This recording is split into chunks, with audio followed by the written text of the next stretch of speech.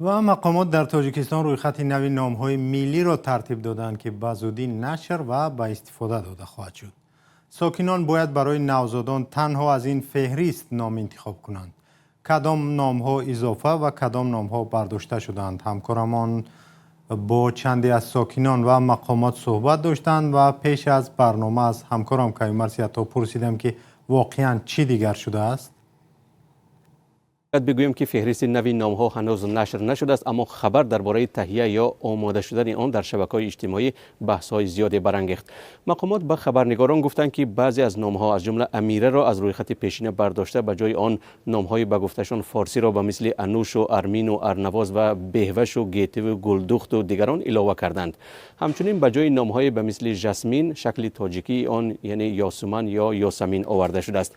پارلمان تاجیکستان هنوز سال 2016 هم گذاشتن نام‌های به اصطلاح بیگانه را برای مردم تاجیک منع کرده بود و سپس کتاب نام‌های ملی عبارت از تقریباً 4100 نام نشر و مورد استفاده قرار گرفت.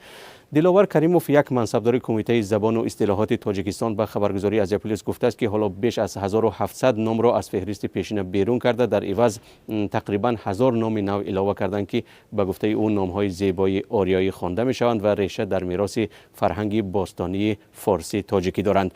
ولی این قاعده باید بگوییم که عبدالمومن به نمایندگان اقلیت‌های ملی یا شهروندان خارجی که در تاجیکستان صاحب فرزند میشوند دخل ندارد. اما اگر یک شهروند تاجیکستان بخواهد که برای فرزندش نامی را استفاده برد که در این رویخط نیست، باید به کمیته زبان و اصطلاحات مراجعه کرده و نشان دهد و اثبات کند که این نام برای تاجیکان بیگانه نیست و این البته آسان نیست چون وقت و دودوی زیاد می‌خواهد. همکاران ما با چند نفر صحبت کردند که چند پیش صاحب نوزاد شده در نامگذاری با دشواری روبرو گشتند. از کیومرث پرسیدم که مشکلی آنها بر سر چی بود؟ بله، همکاران ما با صدبرگ، یک ساکن ولایت سوخت، گپ زدند. او گفته است که با شوهرش سعی کردند نام فرزند نوزادشان را تهیه بگذارند چون نام مادر کلانش بود. فکر میکردند که در اداره ثبت اسناد حالت شهروندی پیشنهاد آنها را زود میپذیرند و شهادت نامه تولد میدهند، ولی به گفته صدبرگ کاتب اداره ثبت اسناد حالت شهروندی از دادن سند خودداری کرده گفته است این نام در فهرست تصدیق شده حکومت وجود ندارد. مقامات محلی به صدبرگ و شوهرش فهماندند که اگر میخواهند که فرزندشان صاحب شهادت نامه تولد شود باید از فهرست نام انتخاب کنند، یا اگر میخواهند نام دخترشان تهیه باشد یعنی اون طور اون نام میخواهند باید به کمیته زبان و اصطلاحات مراجعه کنند. صدبرگ در صحبت با همکاران ما گفته است خانواده از روی خط به نوزاد نام انیسه را انتخاب کرد زیرا نمیتوانست چند هفته دیگر دو کند و انتظار تصمیم مقامات در دوشنبه شود. یعنی اونها وقت نداشتند چون برای کوچیدن به روسیه آمادگی میدیدند.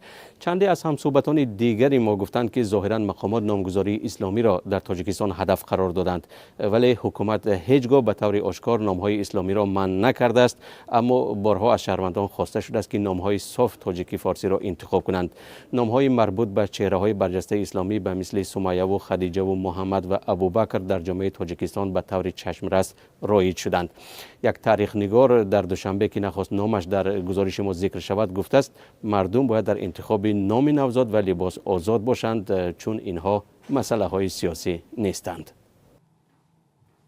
تشکر از همکارم کیومرث عطا که درباره فهرست نام‌های تاجیکستان تفصیلات داد.